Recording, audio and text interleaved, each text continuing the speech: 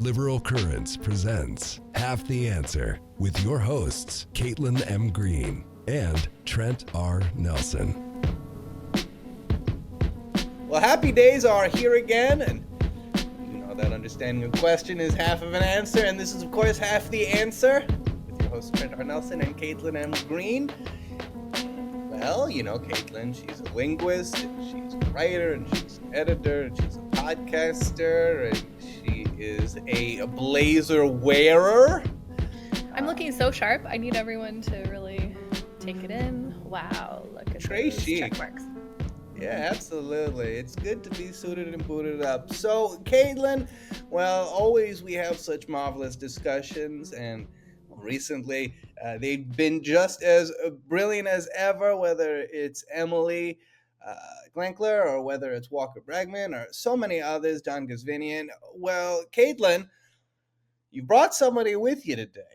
And I must know who it is, but so too must the fans, the listeners, the viewers. Who have you brought us? Well, this is a pretty magical day because, as you remember, we talked to Jack and Jennifer about the education wars. And then when we got off the air, Jack was like, you know, I have this friend and he listens to your podcast. And I was like, well, tell me his name because maybe I know who this person is. And he was like, oh, it's Derek Gottlieb. And then like my jaw fell on the floor because I love Derek Gottlieb. I did not know that he was a listener. So here we are. And so I immediately reached out, and I think you also, maybe Jack told you to reach out. Everyone was a buzz over here. So who I have for you is Dr. Derek Gottlieb, a scholar of education policy. Some might even say a leading scholar. I know I would.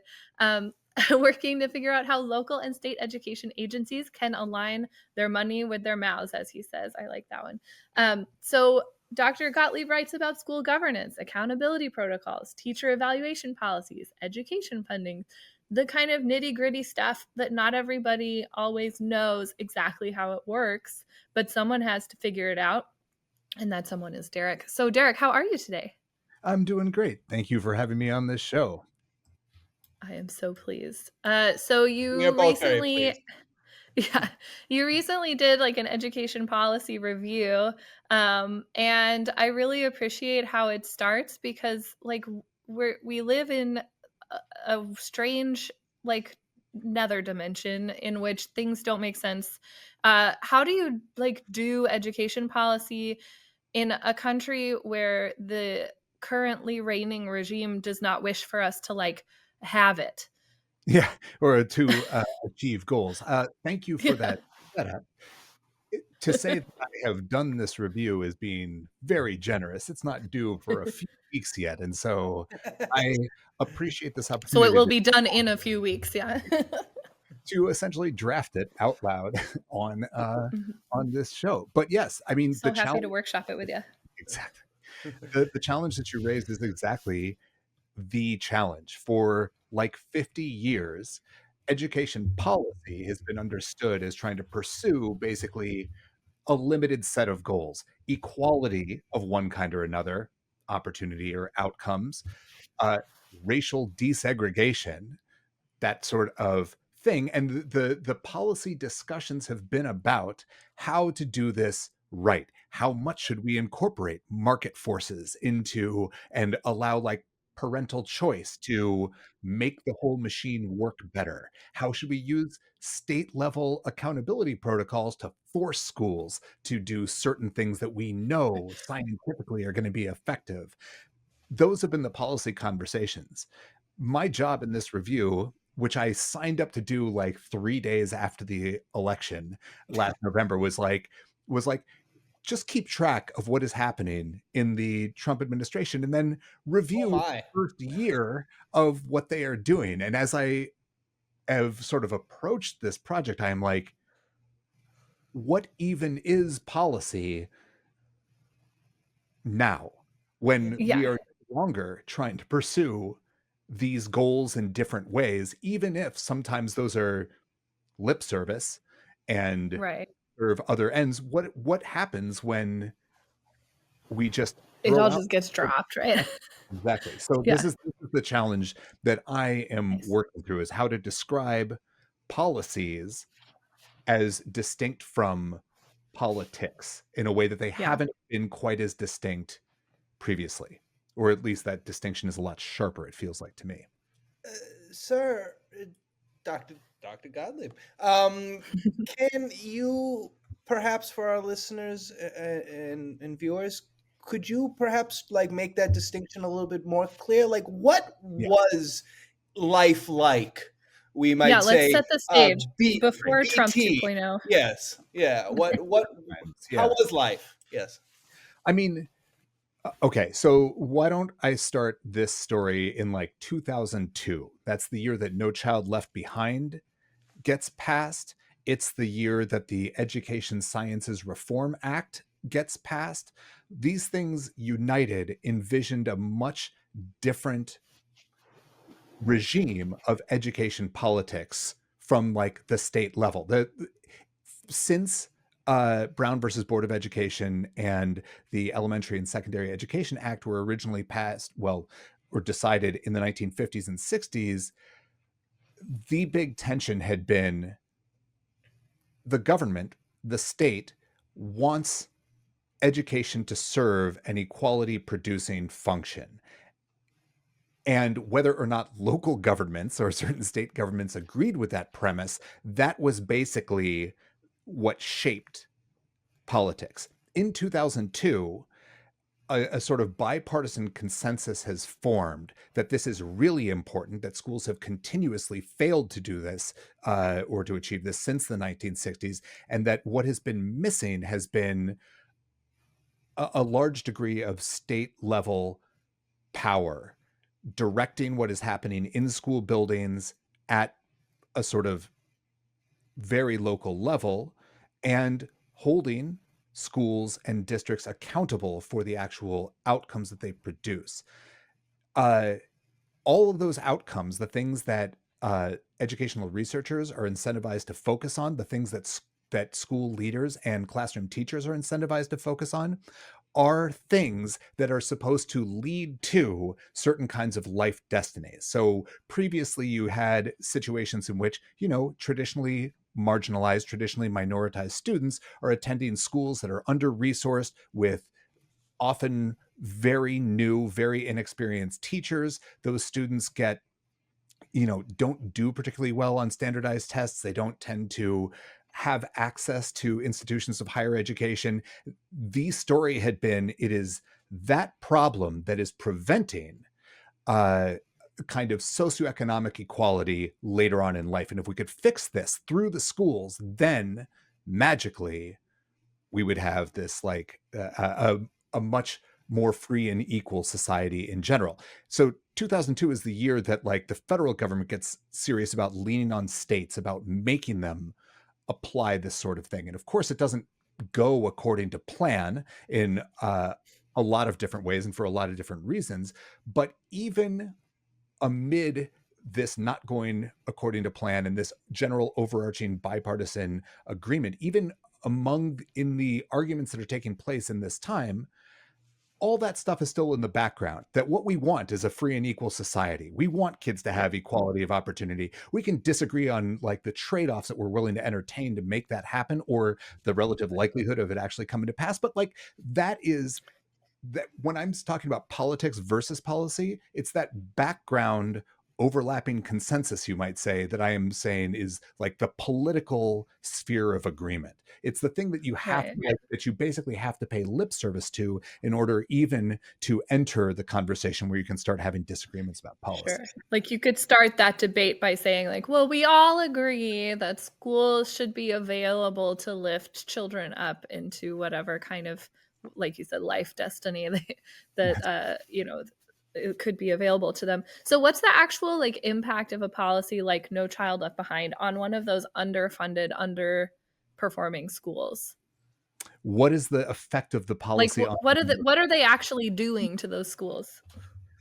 Well, so if we're talking about like the first 8 years of No Child Left Behind's life, like roughly No Child Left Behind to the Obama administration's dawn, essentially what they're doing is they're labeling that school failing, basically. Right. So what No Child Left Behind... That'll fix it. Yeah, exactly. No Child Left Behind makes very little additional funding available to schools. That's one of the key facts to understand. What it does is force states to develop sort of an accountability plan by which the state will establish an assessment that all kids will take between grades 3 through 8, and then once again in high school, that will measure their proficiency on tests of math and reading. And each state has to set a bar for each school building and each school district to meet a proficiency percentage, a percent proficient sort of thing. Uh, that has a floor in year one. The law requires that like it go up at least X amount of percent, like for whenever it goes up, but also states can hold these rates constant for up to 3 years. Whatever. States responded to this federal policy in very rational ways, which is to say they set the cut score as low as possible. Yeah, sure. They held it constant for as long as they possibly could. They raised it the minimum, held it constant. It just looks like a very slow growing up. And then they're like, oh yeah, the like No Child Left Behind like required that these plans provide for a way for states to reach 100% proficiency in both reading and math by 2014, I think was the thing. So you saw like a lot of flatness and then one big spike at the end is what we're for, which was everybody's admission that like, no, everybody knew this isn't how it works and it wasn't going to work. And they were just going to like push off the real hardships for as long as possible. But so like, let's say a given state said like, in order for a school to make adequate yearly progress, or a district, 43% of its kids have to be proficient in math or reading. That's the proficiency cutoff. Within those students, the law also said that each subgroup of students, as long as there were a minimum number, so African American students, Latino students, English learners, students with disabilities, those subgroups had to meet the same percent proficient kind of thing. If any one of those subgroups failed, the school failed as a whole. This is like very well-intentioned policy designed to like prevent large schools and large districts that were relatively homogenous from just focusing on, the 86% of kids that are white and relatively wealthy and not carrying that because they could, whatever, they were going to get their proficiency rate anyway. So great. Yeah. But the ultimate effect of this law was to force schools to pay attention to the subjects that were tested above all else. You saw a lot of ridiculous efforts to work, say, numeracy into physical education courses during this in order to try to boost those scores. So curricular narrowing was one of the things.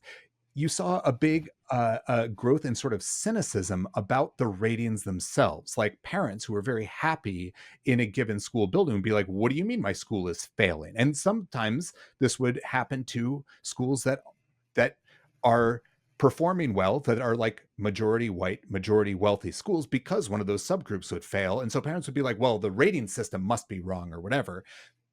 Anyway. My kid is learning plenty. Yeah. Yeah, exactly. States would... but in any case, they would not trust the state rating system as a result of this. This is part of like a story of like undermining faith that anybody knows what they're doing when it comes to rating and ranking education. The remedies, if a school is failing in year one, they're put on a warning list. If they're failing in year 2 and 3, same warning list. The state has to make, or the district has to make, various other things available to kids, tutoring services, and stuff like that. So, and there are some resources for that. So the first 3 years, like you get a failing rating, some minor infusion of resources comes your way to try to address that.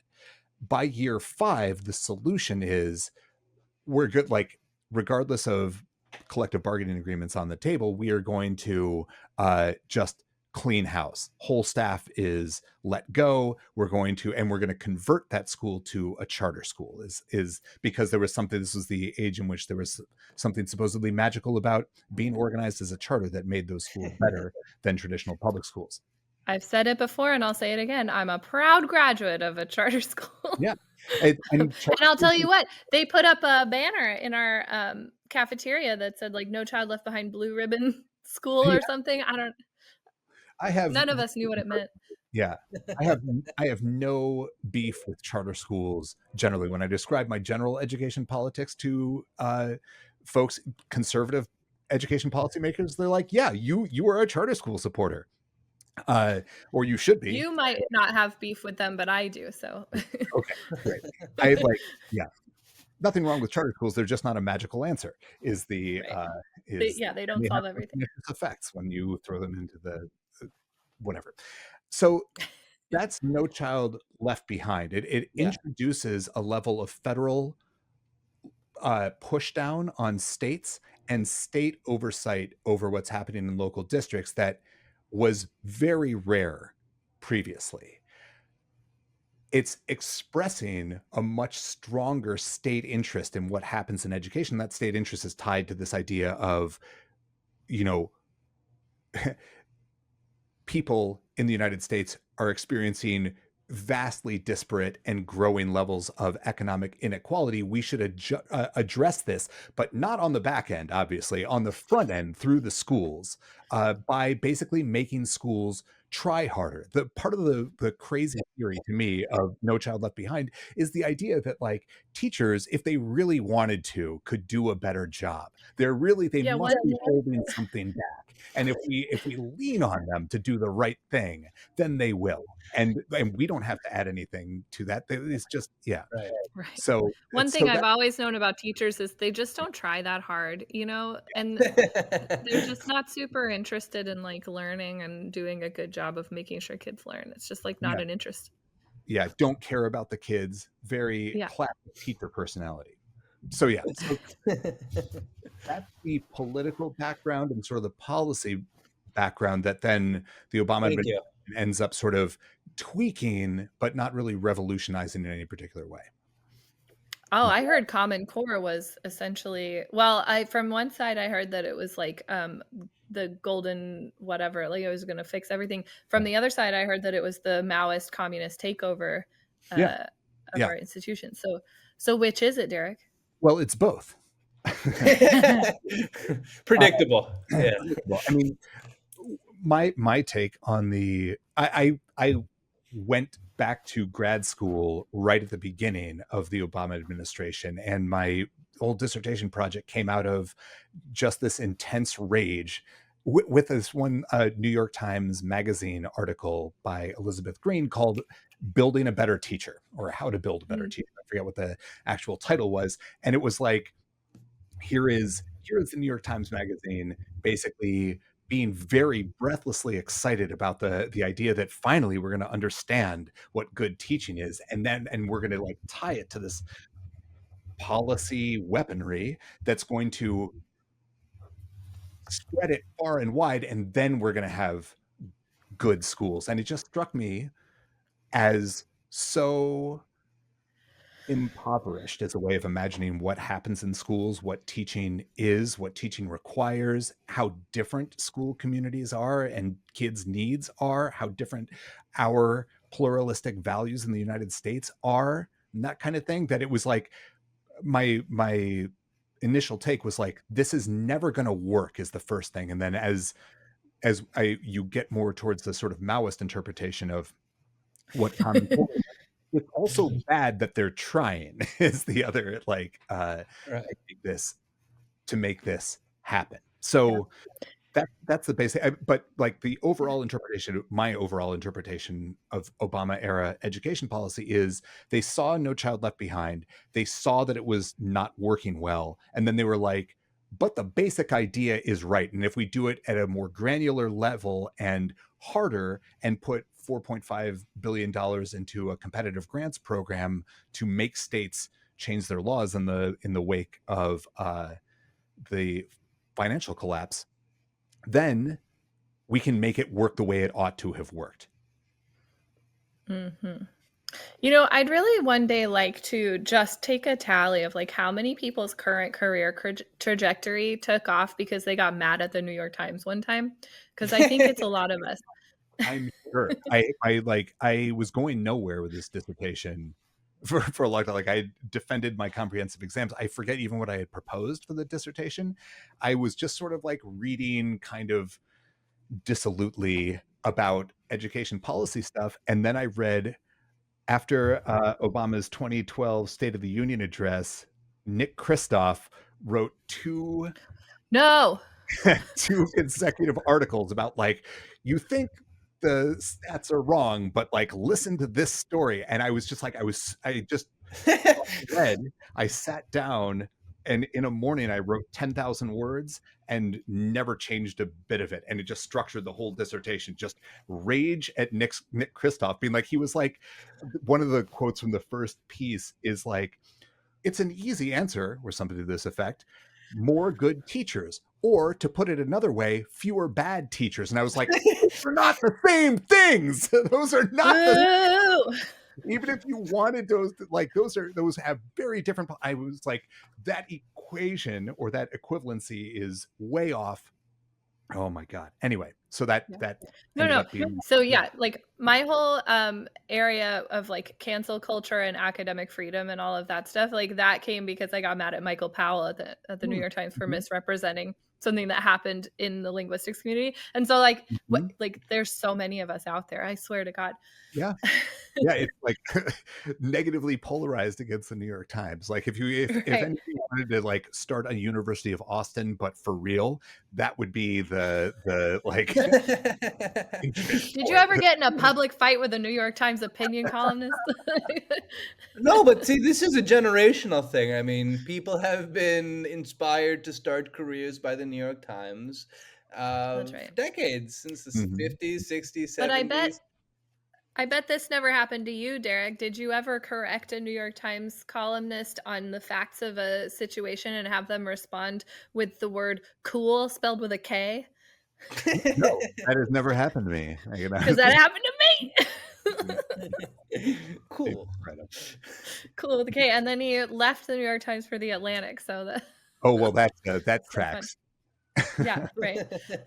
Okay, my personal beefs aside, let's see. So we got through Obama, and Obama fixed education forever, and so that's wonderful. I also just remember like having to figure out the math system for Common Core because I was running a tutoring center at the time, and everybody was like, "Oh, this is gibberish. Like this is ancient runes. I cannot figure this out." I Googled it for 10 minutes and I was like, okay, I got it. And then I just started teaching workshops on it because people are just weird about this stuff. They just react. Right. I mean, to geek out about that for a second, I mean, this is something that I quite honestly have gone back and forth on. I remember that being a huge thing, and like math curricula in general, even before that, even in like the early 2000s when I was like a long-term sub in an 8th grade math classroom, there before Common Core math, there was connected math, which had come out of Michigan State, I feel like, and that was trying to do a lot more collaborative learning, getting kids talking to each other, a lot more word problems. The whole idea being to make math less of a rote learning, apply an algorithm to a certain, like recognize what you're looking at, apply the right algorithm, work it out, do the odd numbered problems in the book, blah, blah, blah, that kind of thing. And into something that was more integrated into the practices of real life. And Common Core math was trying to do that thing too. And then I kept hearing like cranky people. I feel like Louis C.K. at some point had some like late night interview in which he like made this whole like bit about like, I can't understand what's going on with this Common Core. They're drawing rectangles and like, And part of me wants to be like, that's a legitimate thing for parents to feel weird about, especially like it's, you learned this stuff once upon a time. What is being taught is very unfamiliar. This is one of the big political drivers that like create wedges between school communities and parents, or like schools. I don't understand what they're teaching my kids. Like I don't understand what they're teaching my kids. So I get it. On the one hand, I feel like it is important for schools to support like parents' ability to help, particularly elementary. Because you want to be able to help them with their homework and with studying. So. But it also forces, but at that same thing, and at the same time as I get it, I am also like, what happens to us in our particular culture is we go through college and then, or whatever, we enter the workforce, we live some years, we have some kids, and then we are confronted with a new way of understanding the world and we just reject it. Like, Right. we just cannot. And like the world is wrong because it is trying to It, force us to understand things differently. it feels like so often we hear the story that, like, I don't know what the teachers are teaching my children, Right. and my first instinct is to like become combative and to Mhm. be like they need to do it, but it feels like as a parent, and I know being an unchilded person, I'm sure I'm going to get blasted in the comments for having an opinion, but I I'll stand in feel between you as a childful human.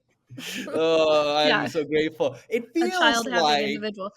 It feels like maybe like when you have children, you're kind of going back to school too, Yeah. right? So Yeah. like Really. you should be like, okay, like they're teaching Johnny how to do math, and like this isn't the way that I learned how to do math, but I'm like a 47-year-old adult who already knows how to do math, so it should not be that difficult for me to learn like what they're doing and how they're Oh, doing it, and to conceive of like, yeah, well, I wonder why they're like asking Johnny like to subdivide the price of right. like peanuts, So right?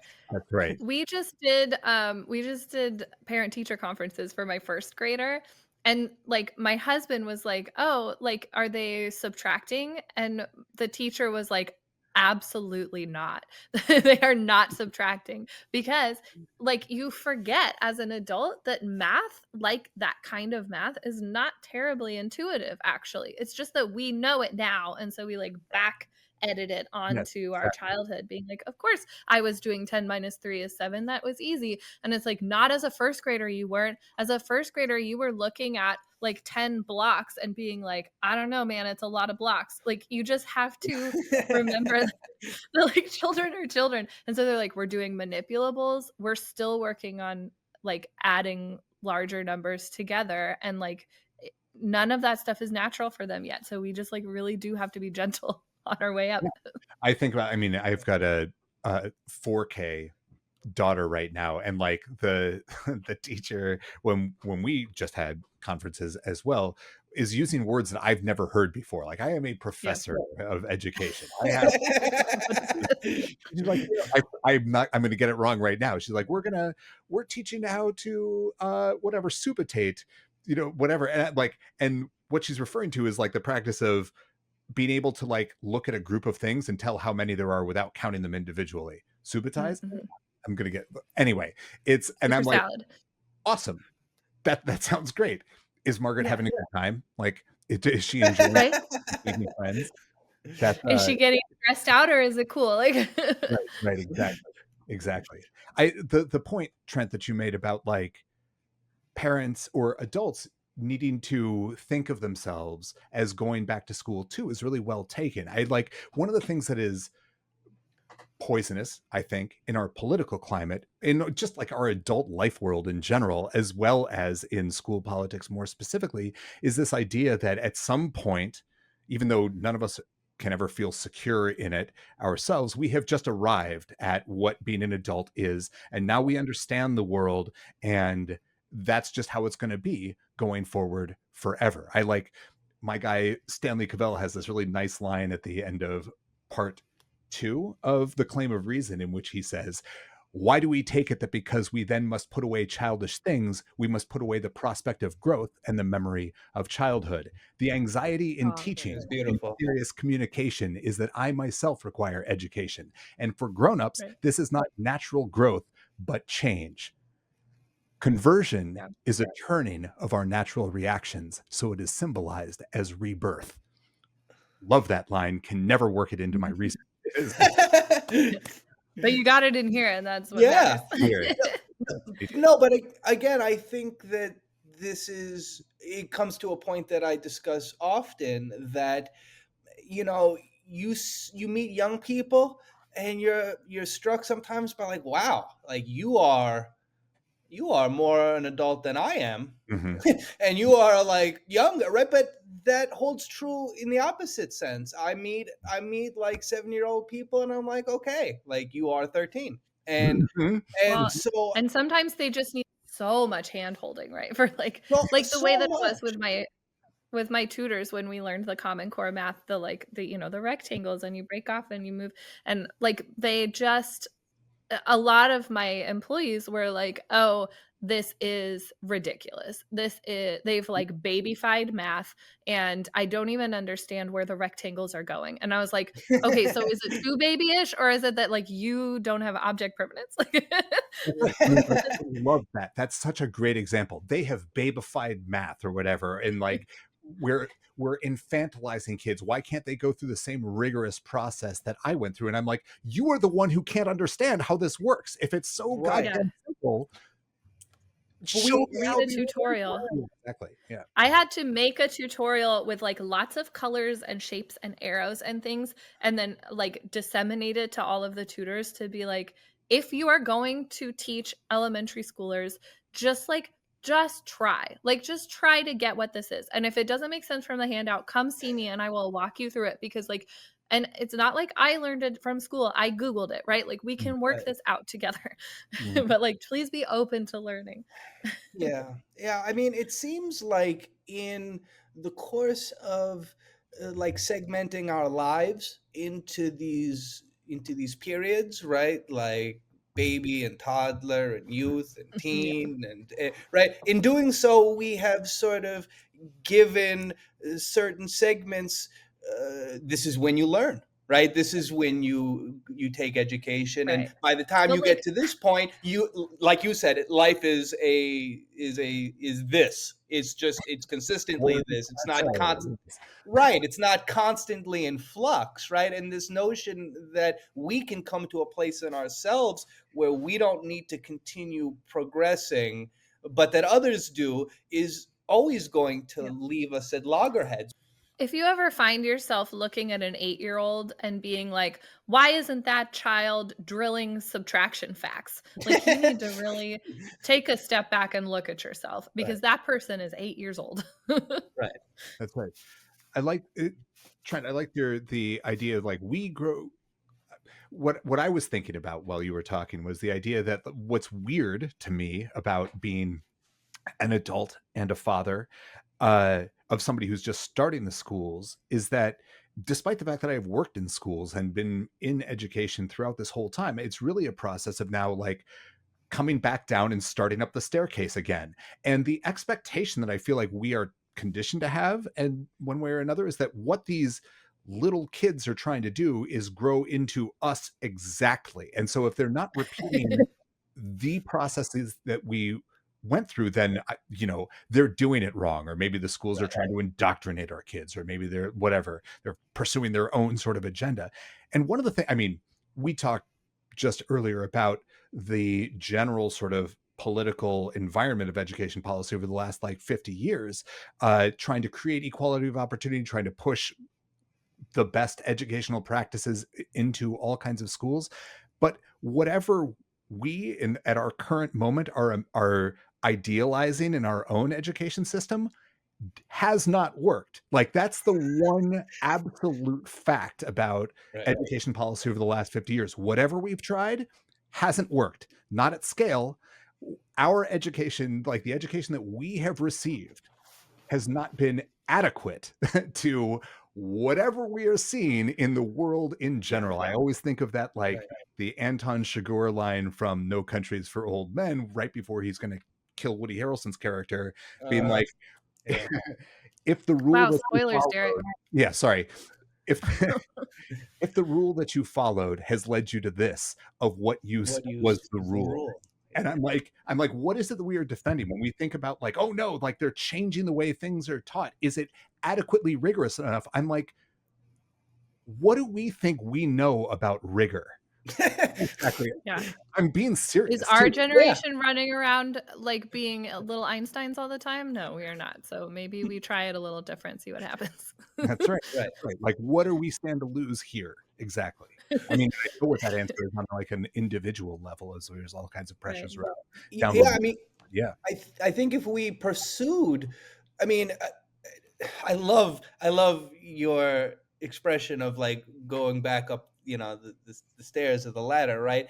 If we did that, if we pursued that, what passion might we find in like learning as an older person and remembering all of these things that we learned when we were children, but we didn't have an understanding of how they connected to the rest of the world, right? How Exactly. much better might we be, not only for ourselves but for those children that we apparently Yeah. love very much? I always think of a client that I had at the tutoring center who would come to me and be like, Caitlin, I want you to instill in my child a love of reading. I want him to be a lifelong reader who loves to read. And that's why I'm signing him up to have you stand over him for 2 hours a day and force him to read. And I was like, so that's not going to do it. Exactly. I'll take your money. Like, Like, yeah, sure. But like he and I are both going to be quietly kind of bitching about you because that sucks, man. Don't do that. if anything, that's what's going to inspire the lifelong love of reading.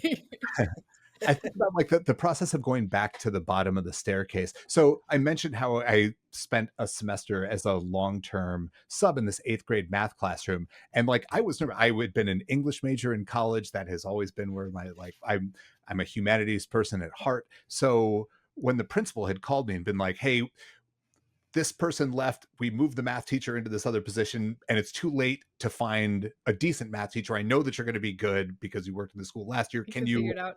do this? And I was like, I don't, it's math. And she's like, it's 8th grade. And I was like, okay, fine. Like you have a college degree. But my experience of that was like, okay, I am unfamiliar with 8th grade math, and this curriculum is different from the one that I went through. And it was thrilling to be the teacher in that classroom, to be like, it was exactly what you said, Trent, of being like, I am understanding this in a way that I never did before, and that I never would have bothered to try to figure out again, because it's forcing me to come back into this. If we think about that metaphor, like the staircase starting at the bottom and walking back up again, if we are expecting that we're going to arrive in the same place, that's not probably going to happen, and that's awesome. Like that, I don't like, that's not something to be afraid of. You get to go back to the beginning with your kid and start up the staircase again and see what it looks See like what you can now. get. Thank God, we're not 5 years old again and can't, and have a little bit more perspective on things. But the Mhm. prospect of being able to retrace one step and come up with something different ought to be, it seems to me, very exciting. Well, I don't know. I'm psyched. Anyway. Yeah, but we're just a bunch of nerds. That's the Yeah. problem with us. Okay, so right. So we have this situation where we keep doing these like little changes and we keep doing these policies that depend on, first of all, things that are easy to measure, right? Like these Mhm. standardized test Yeah. scores, and that have like perverse incentives that come along with that. The way of sort of incentivizing and punishing districts, like just these little things, but they all have that underlying understanding. It's stipulated that we're looking to improve educational outcomes for all students as best we can, right? That's right. Okay, so enter Trump. Like what's the situation right now then that the educational department is in? Of course, we're in a government shutdown, so there's that Right. too. What's Not that up? that affects the Department of Education very much, since it's been gutted. Well, Yeah. all that Yeah. is over now. The idea that like we're all on the same page working towards the same goal, and we can argue about how we're going to get there, but Right. the goal is well understood. uh it's impossible to talk. One of the things that makes it difficult to write this review, and even to talk through it, is that it's impossible to talk about just as policy. That's one thing. And it's also impossible to talk about just with respect to education. The fact that there had been a great deal of socioeconomic inequality in the country generally has been the problem that we are trying to address. The fact that Yeah. inequality breaks down by disability status, by racial background, by you know class status, and so on, has been like an extra set of problems. The schools are one of the institutions that was supposed to, if not solve it, then at least serve everyone. And thanks to civil rights era legislation and Supreme Court rulings, that had been the main thrust of uh, governmental imposition, federal imposition on Mhm. states. And now it is just going in the reverse direction. So the Trump administration has been quite clear that they just have a very different vision of what American society as a whole should be. And that is basically that it should be primarily for white people who are men Mhm. first. And then there's a bunch of like subcategories in there. Perhaps white women can be included. But we certainly should not be going out of our way to help include voices, perspectives, experiences, capacities that other people might bring with them. People who speak languages other than English, people who have disabilities of one kind or another. And it's in a previous era, saying something like that would have been to offer a serious insulting indictment. And I don't feel like that's what I'm doing right now, because I feel like they are saying it themselves, that none of this Good. is That's right. hidden. It's not a matter of hypocrisy. That is just like, they're like, we will know that society is properly ordered and the government is functioning well if these groups rise to the top and if these other groups don't. That's how we Yeah. will know that the government is serving the people.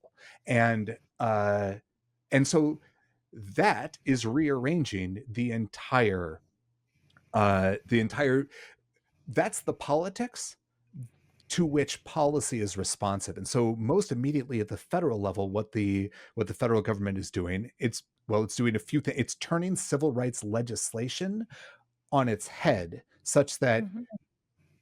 Title VI, Title IV, certain aspects of Title I that were originally intended to enforce inclusion, services to students who had been traditionally marginalized, are now being used against districts for basically reverse racism. Like if districts are not sufficiently protecting the interests of well-off white students, then the federal government will get involved. If they are trying to include LGBTQAI plus voices, if they are trying to serve English language learners, they have a target on their back. That's one thing. In higher education, the federal government has amassed sort of accidentally a great deal of power, financial power, over university systems because of universities' reliance on international students, because of university budgets' reliance on federal research grants, and so on. And so the Trump administration, almost in the person of Trump, has started to just lean on institutions to do what they want, which is to stop which is to basically make their cohorts, their student enrollments whiter than they were before, to not go out of their way to include, again, traditionally marginalized students or students from traditionally marginalized backgrounds. And if they agree to do this kind of thing, then the federal government will sort of let them have their research money. And if they don't, then whatever, there's threats of fines in the hundreds of millions of dollars, Right. leveraged initially on Ivies, and now we're seeing the compact being offered to, we'll say, second tier elite schools, and we'll Yeah, just yeah. keep going down the line. Yeah. Which is, I mean, the thing. So those are the specific education policies, and it's just so important to recognize that that mode of governance, the goal being to make society less inclusive, less participatory, more hierarchical, and to make those hierarchical boundaries firmer, uh, is across the board, as is the sort of threatening, bribing forms of enforcement that Mhm. policy is taking or is wedded to. Like, Yeah. it's in education. It is also everywhere else. I think about the compact, for Right. example, being offered to institutions of higher education. You just see the same dynamic playing out in, leaning on on Justice Department lawyers to bring charges against various political enemies, and just firing people until you get low enough to until you find somebody who's going to do it. Yeah, Right. that's right. Lawfare as well, Yeah, right. leaning on Yeah. the law firms. It's Mhm. going really great, the lawfare. You know, Trump like posting out loud onto his own public social Yeah. media that he needs to Pam, you need to do better at at getting the people in trouble. And then just That brings up a yesterday, really the important thing as prosecutor. well, though, Caitlin. Yeah. I'm sorry to interrupt you. That brings up a really Oh no, go important for it. thing. Can you imagine being texted by that guy? Can you Dude. imagine like being messaged by him? Like Well, that's how he talks as to we people. realized, yeah, bam, it's all caps. But the other thing is we know that it's not him actually doing it, right? It's what's her name, Right. Nicole, the assistant. Who's Yeah. so he's like dictating it to her and she's typing it out. That's I would what imagine her being like, "That sounded all caps, right? That was all caps." yeah, I think he wanted that. Maybe he says it. Maybe he's like, put it in all caps. I need them to know that I'm really feeling urgent about it.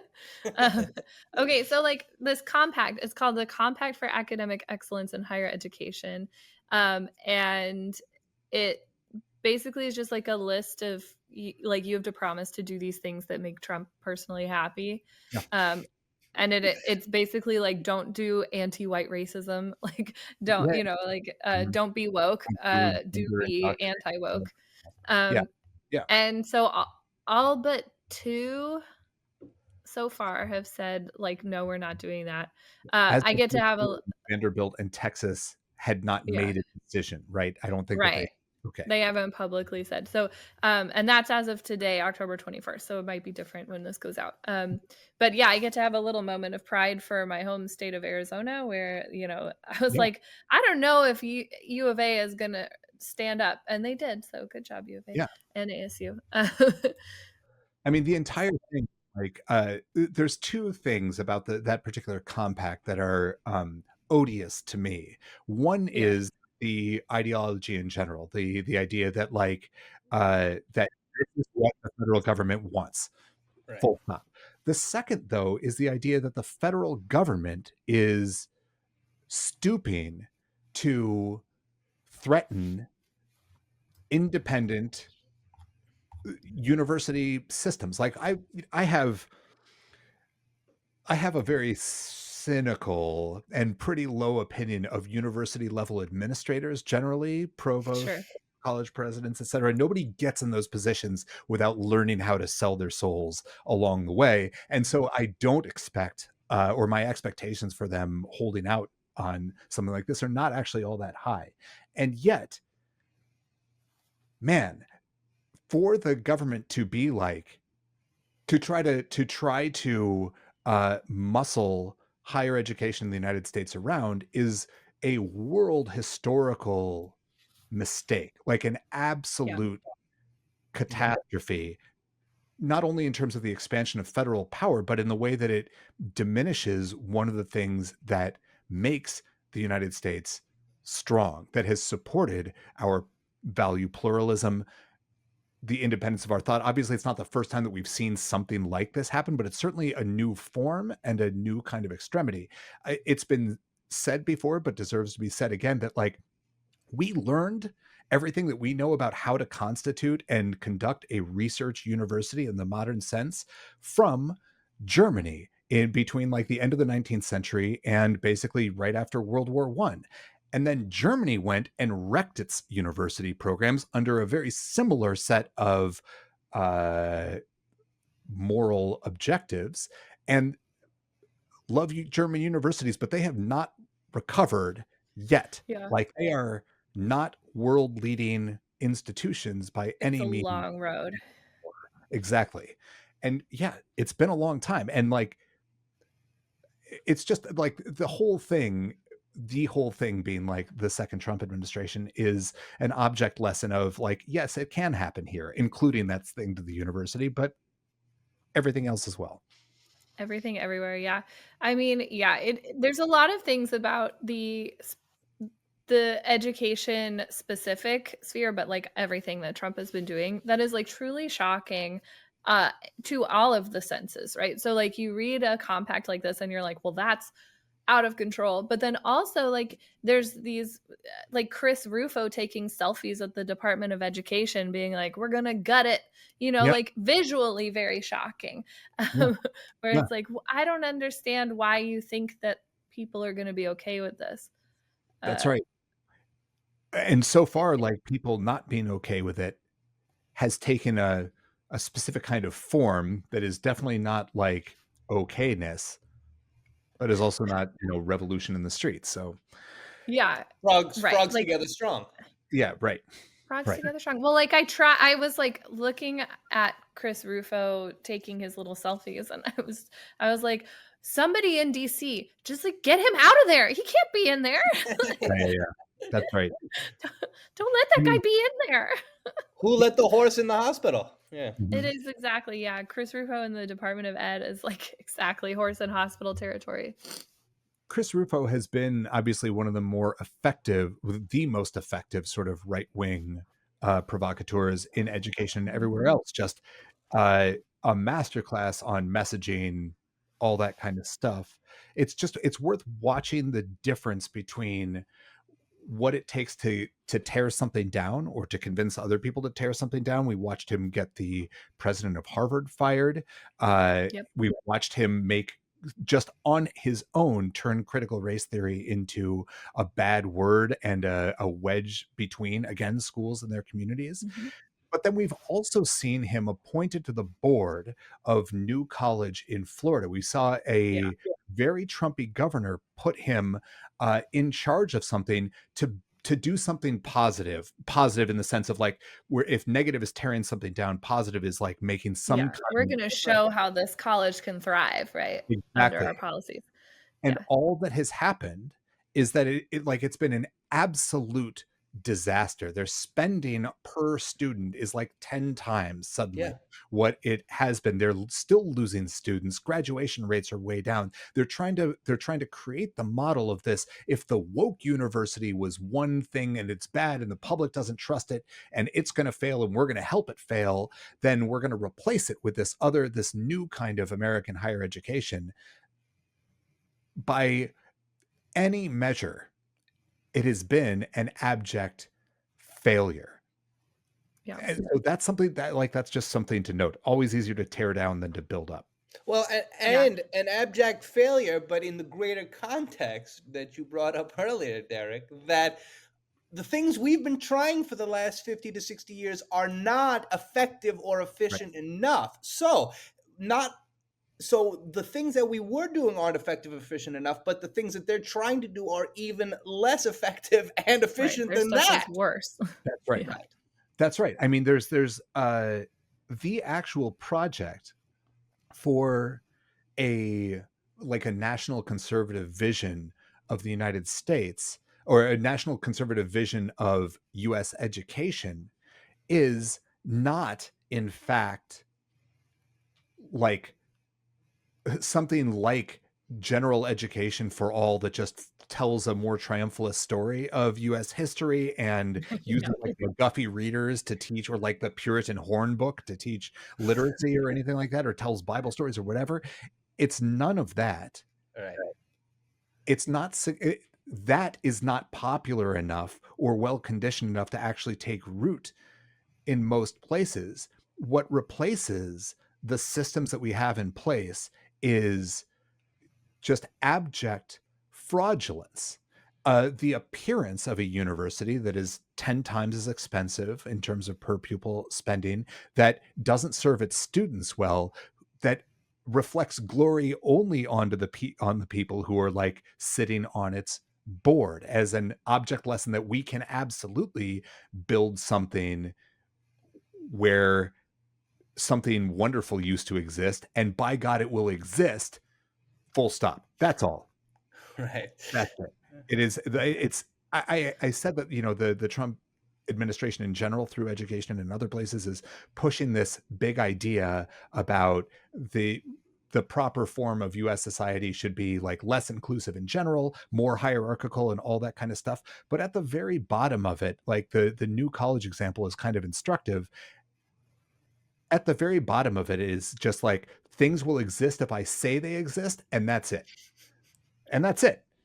It doesn't need to appeal to kind of racialized nationalism or anything like that. That can be the motivating thing that gets us into this position of power. But ultimately, I'm going to say that New College is going to be this kind of thing, and it doesn't matter how much it costs. It doesn't matter what its results are going to be. The victory is now New College is this thing because I wanted we it. did it.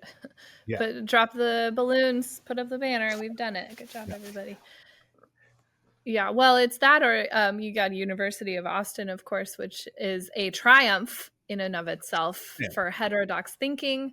Congratulations to Barry Weiss on creating the only university that's like 70% sex offenders. Like, It's way down from the average. I'm pretty sure.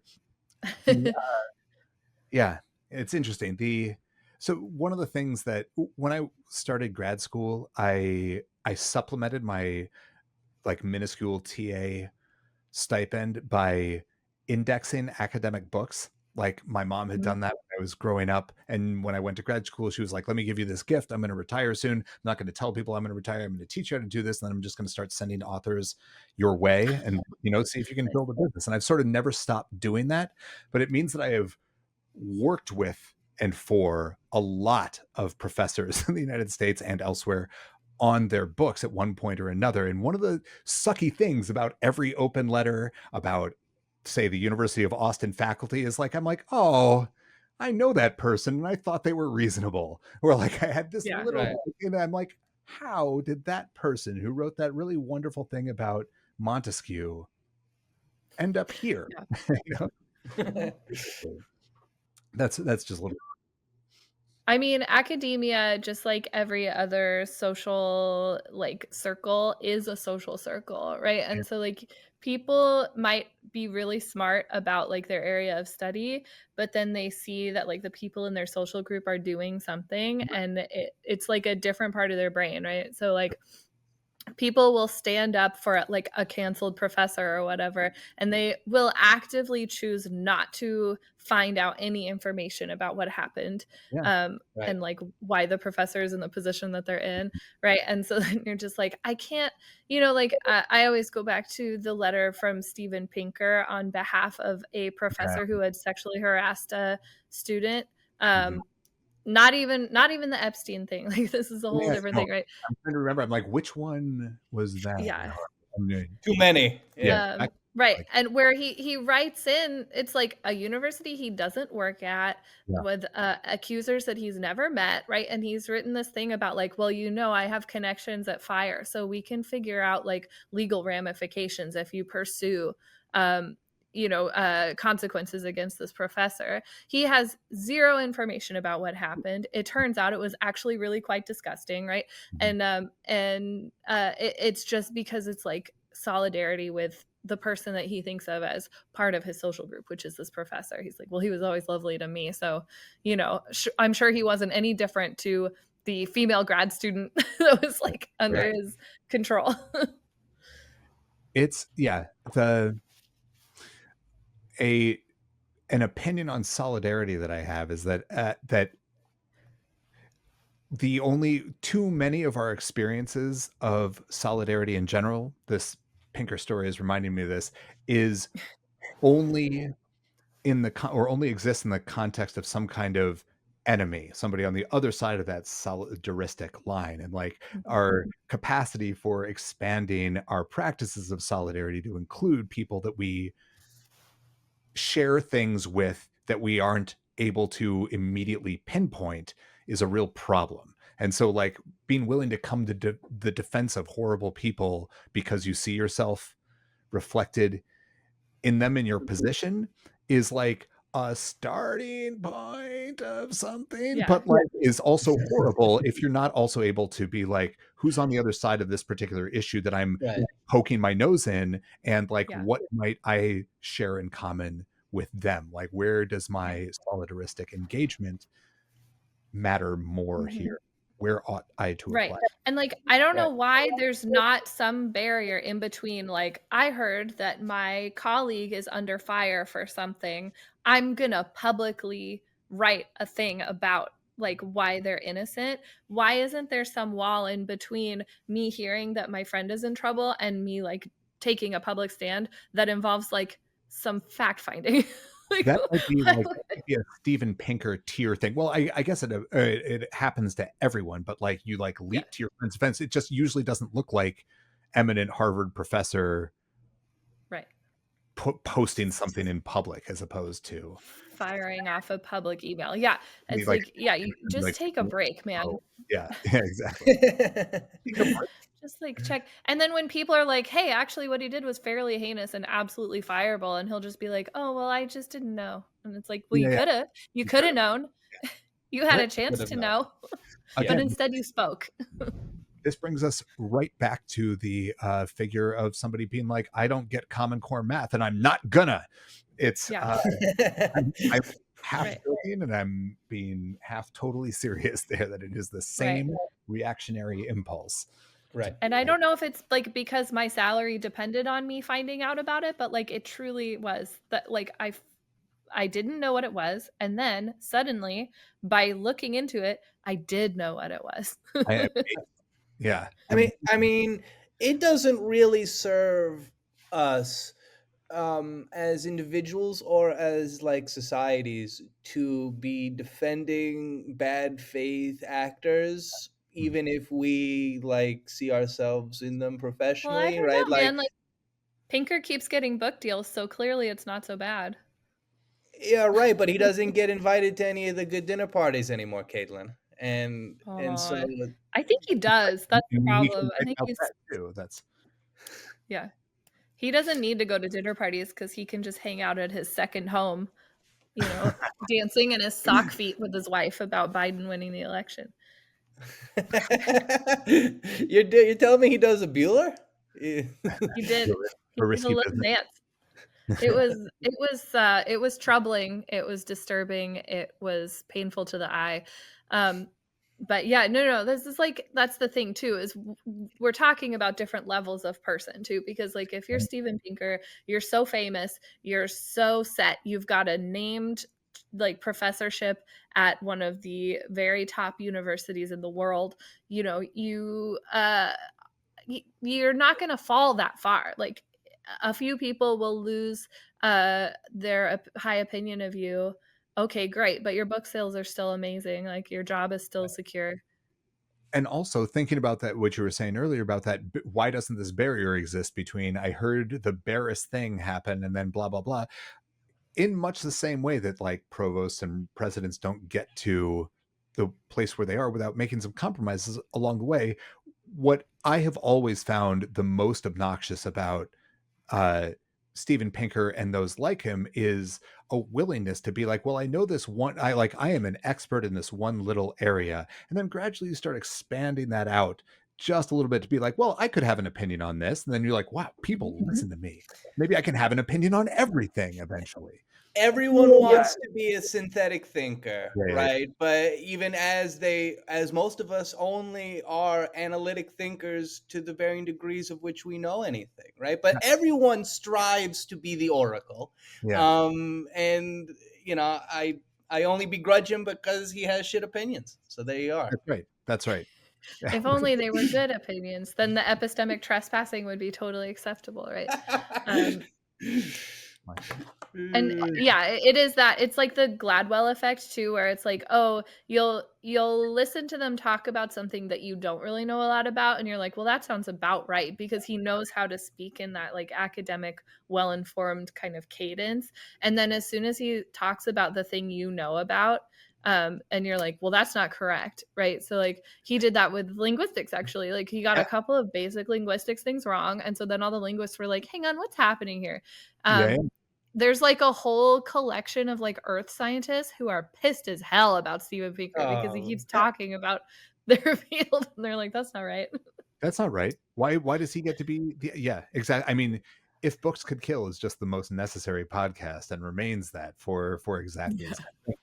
Quite ironically, it was like right before I went to grad school, Malcolm Gladwell published this thing in the New Yorker called, I'm not going to be able to remember the title correctly. It was basically trying to make the argument that teaching had a quarterback problem. And like, how can it be that no one knows who's going to be a good teacher until they get into the classroom, blah, blah, blah. This is all in the same era that like Obama administration folks were cooking up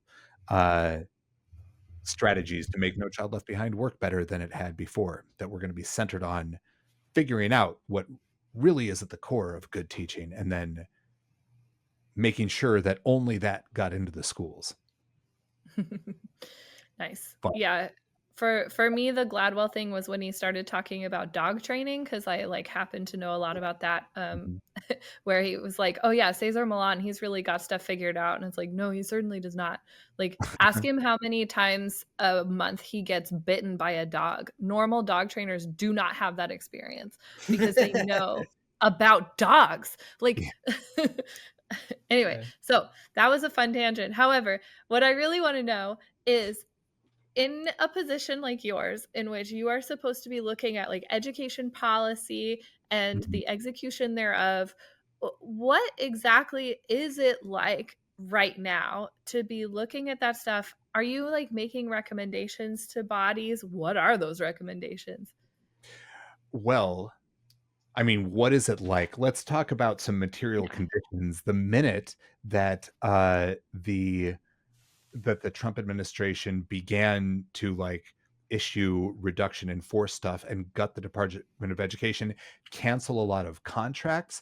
A lot of the education policy folks that I know who were in academic adjacent things, soft money institutions like Mathematica or the Urban Institute, were suddenly on the job market again. So like the amount of looking at policies and making recommendations, just the aggregate amount, is going down fast, continuing to drop. And this is also being felt across the university system as well. This is just an anecdote, but I have a friend who's at Ohio State who had a bunch of IES grants, Institute of Education Sciences grants, established things that were going to support a variety of research projects, including funding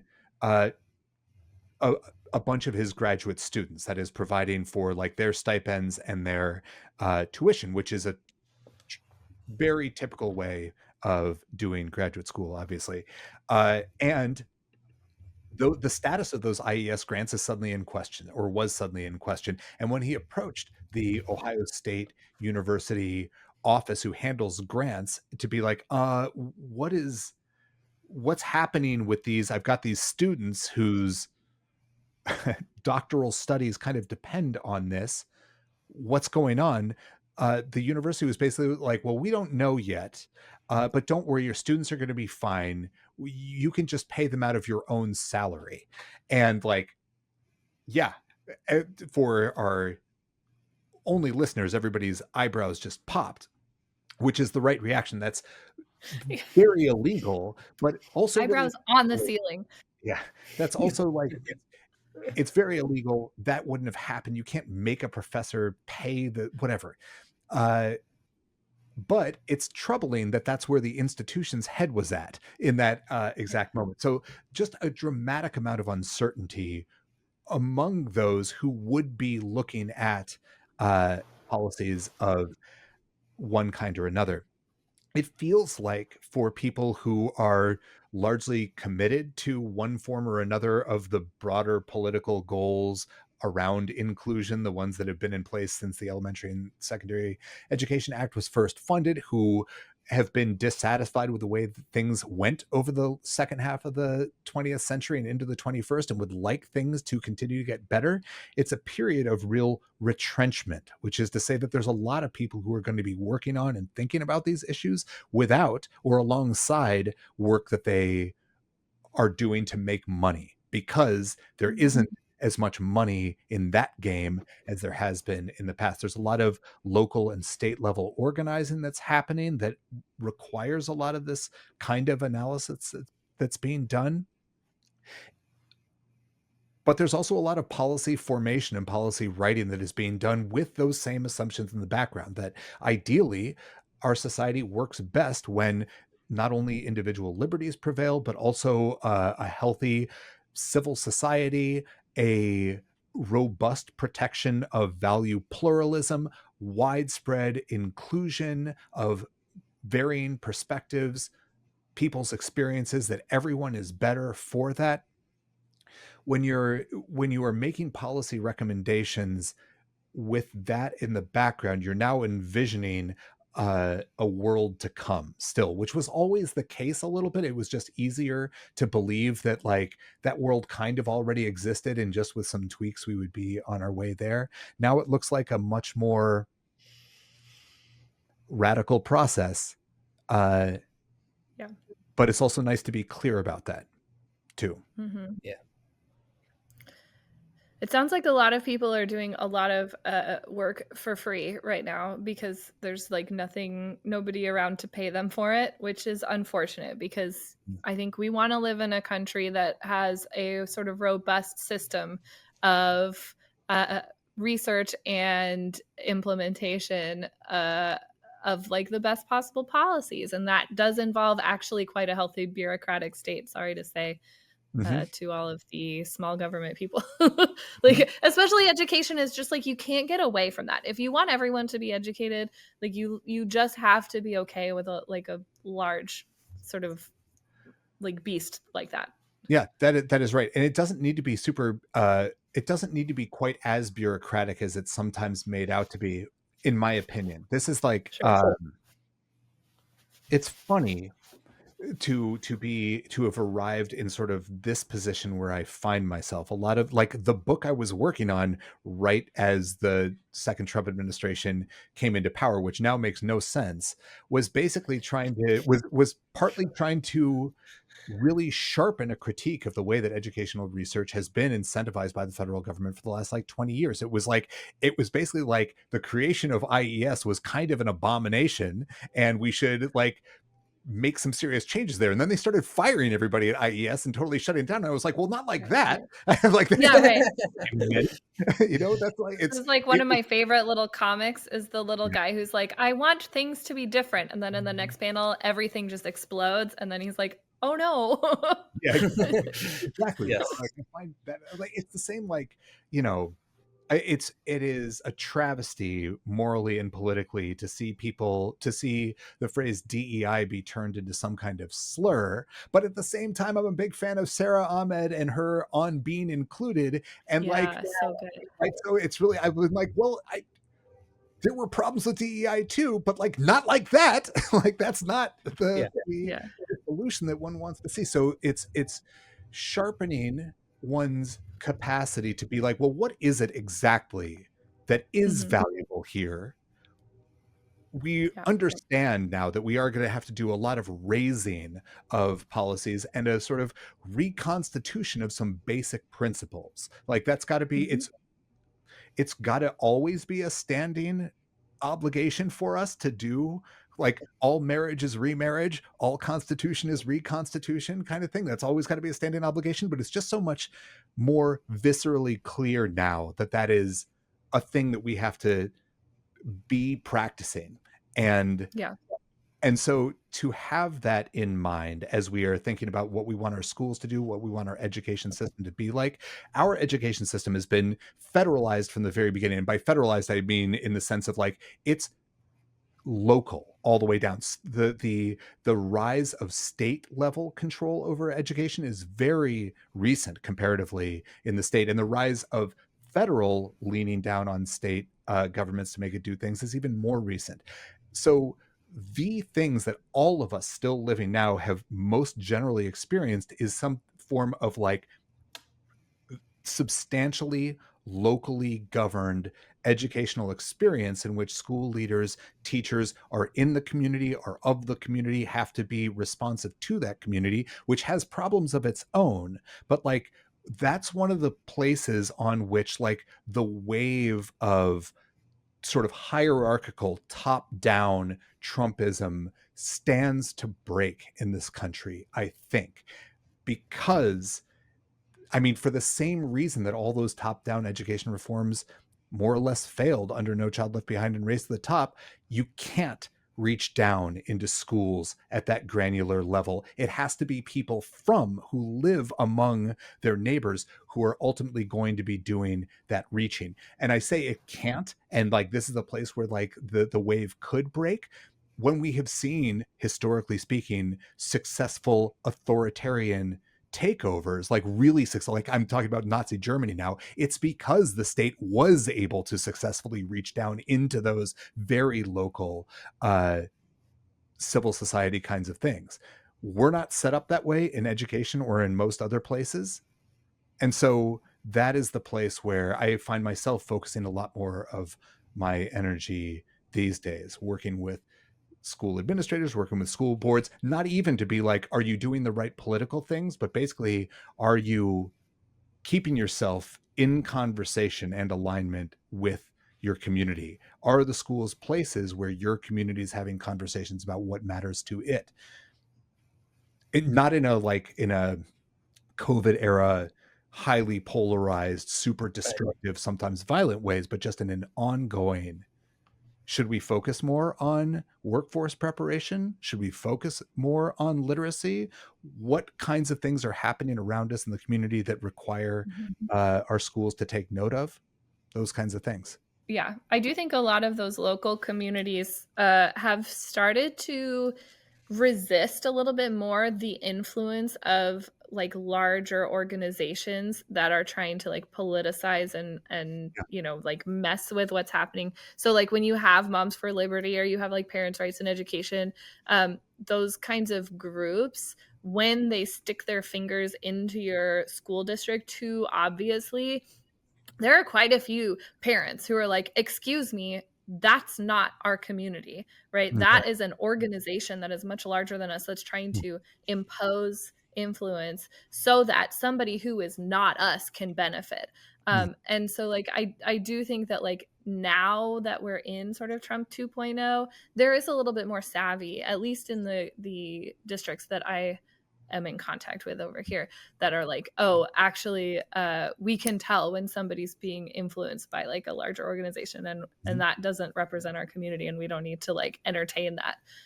So like, that's a little exciting. That's both ways though. So like I find myself in like having conversations with districts all over the state of Wisconsin about how things are going in their schools and all this kind of stuff. One of the things that is important to keep in mind is that like when we're talking about groups like Moms for Liberty, we like, let's just say outside agitators of one kind or another, those have influence in communities because they have allies in those communities as well.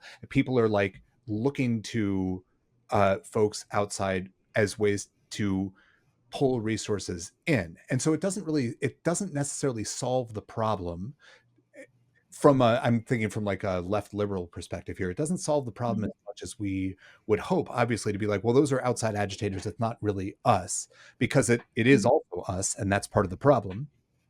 But also it cuts off the like resourcing from the other side of the equation as well. In the state of Wisconsin, for instance, the way that school finance works is like applies a downward ratchet to school districts such that in order to even maintain the services that the community wants, they have to go to a referendum on a regular basis to get their taxpayers to essentially approve raising taxes on themselves. And of course, every time this happens, people who aren't tuned into the schools, who don't have kids in the schools, who just aren't paying attention in general, or even if they do and they just don't understand how school finance works, because nobody understands how school finance works, will be like, right, I don't understand. Why should I raise my taxes? Why can't you stay within your budget? All that kind of stuff. Didn't we just give you money? Like, yeah. Right.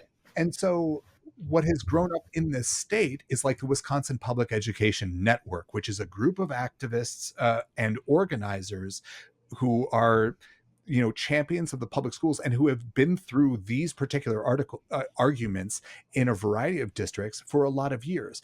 But of course, and so like concerned citizens in a community who want to support their public schools will be like, well, we can tap into these resources and they can like give us strategy help and all this kind of stuff. Suddenly they're the outside agitators. You've got this group who's like, you know what I mean? So it's like, right, but the difference is they're not telling you what you can teach and what you can't teach, right? They're there to get you resources. That's right. But so, I mean, Moms for Liberty and allied groups like that will be very active on social media and sort of and try to sort of like directly impact what is happening in districts, but the more effective things that they do is partner with people who are already in the community to be like, so that it is those community, but to provide You go in there and you get on the mic. Yeah.